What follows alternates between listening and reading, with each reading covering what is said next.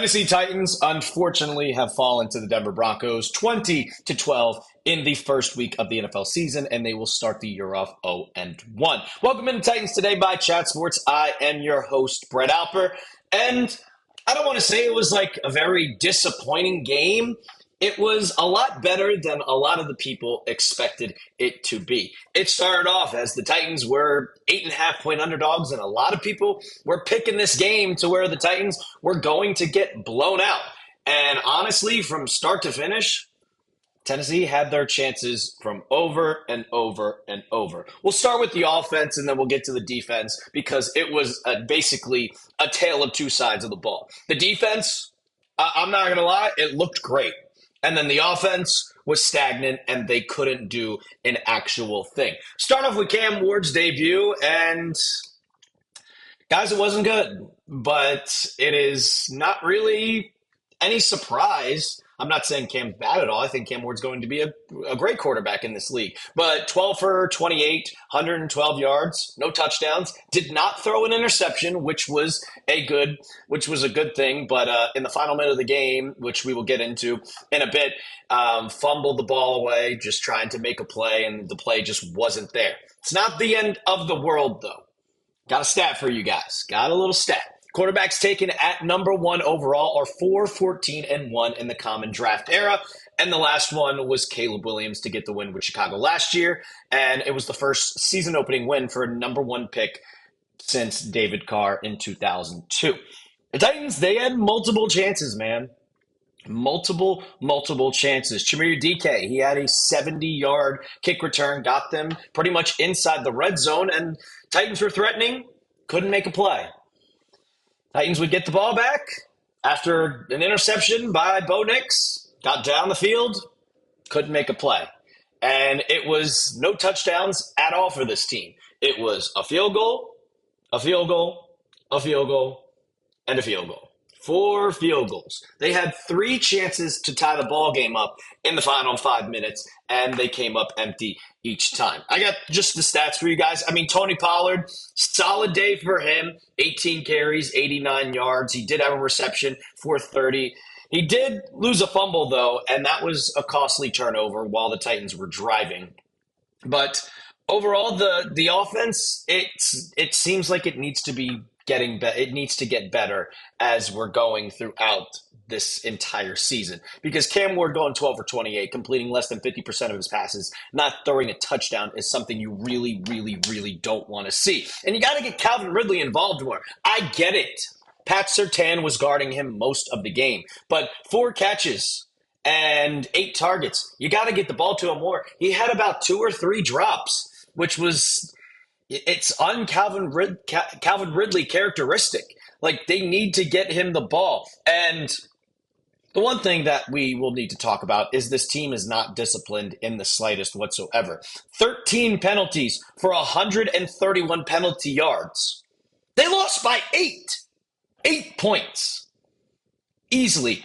One thing could have led to another. You get 1 touchdown, and the game is completely different. Completely different. I like what I saw from Joey Sly. Elike Manor had 2 catches. Chig, he easily could have caught a ball going on that final drive. He had a one-handed grab, but it just didn't. It wasn't the one to get it done. The offense was very stagnant. And once we flip it to the defense, we could talk about the defense. Like, the defense looked great. I mean, there was just one play where you really didn't want to see, and it was at the end of the game, and they stuffed Marvin Mims Jr. well short of the line of game. It was like 3rd and 5, and they got him 3 yards behind the line to make it 4th and 8. And then Jeffery Simmons, after the whistle, do I think it's a soft call? 100%. It was the softest call, but that's the NFL in 2025. You have to realize that you can't do anything after the play is over. And Jeffery Simmons, bonehead play, because he is an all-pro veteran, knowing, hey, don't get pissed off. Don't shove people. Shoves Marvin Mims to the ground. Flags immediately fly up. The Titans were able to get the ball back. We're going to get the ball back, and it was 15 yards. They went down the field. Overall, though, defense looked great. They were getting pressure on Bo Nix nonstop, every single possession. There's a reason why the Broncos only scored 20 points. And Bo Nix, he didn't look good either. Like, if we bring up Bo Nix stats, 25 for 40, 25 completions for 176 yards, 2 interceptions. One by Xavier Woods, one by Roger McCreary. They were locking him down. And then for the Titans defense, like, I know Jeffery Simmons made that bonehead play. I know he made that bonehead play. But he did get a sack, and it was a great sack because he literally strip sacked Bo Nix, and it got the Titans in like field goal range, the ability to get them in range to score, and they only come out with a field goal. And then there was another shot where it is literally 4th and 1, and Bo Nix is lined up, and he goes to do a QB sneak, and T'Vondre Sweat literally stops him. And what happens? Titans can't do anything on offense. That seems like it's going to be the problem for this team for the entire year. I know it's going to take a while to get clicking, but we saw the problems with Cam Ward in training camp. We saw it in the preseason that he is very erratic. And some throws he threw, some of those passes that he threw were absolutely incredible. They were great, but it's going to take some time. Going to really take some time. I also just want to talk about that bonehead decision by Sean Payton and the Denver Broncos right at the end of the game. You had the ball. I think it was at the Titans 35-yard line, 4th and 8, and you kick the field goal, you go up 23-12, and the game is obviously over. They decide to go for it, and he just bombs it down the field. Titans get pressure because they just bring the house, and Titans immediately take over on downs, and Cam Ward wasn't able to do anything with it. But it's just the first game. I'm not really necessarily concerned. I mean, this is kind of a moral victory because everybody thought that you were just going to get the doors blown off of you, and the Broncos, as they're trying to compete for a division title, they're trying to compete for a Super Bowl title. And with that game, because the Chiefs lost on Friday, they had the perfect opportunity, and the Titans just looked like they were keeping this one very, very, very, very close. Like, the Broncos offense looked terrible.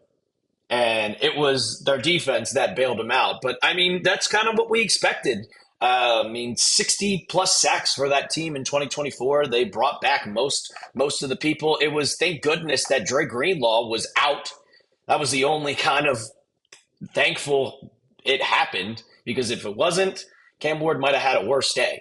But Khalil Mullings did suffer an ankle injury in the first half. I hope he's okay. Julius Chestnut and Tony Pollard were your running backs the way. I mean, it's an interesting first game. I don't think about moral victories in the NFL really much, but what did I talk about the entire season?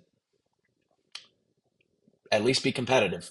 At least be competitive. Before we get on out of here, grade the Titans' performance in today's game. I know it wasn't a win, but grade the Titans' performance for me. A, B, C, D, or F. And also, while you're down there, if you're watching to the end of the video, I'm at home in my apartment. I watched the end of the game, and I said, all right, we're going to immediately make a video. So go ahead, hit that sub button. We're bringing you Titans coverage throughout the entire week. Every single game, we're going to have a reaction video, so make sure you hit that sub button. And as always, tighten up.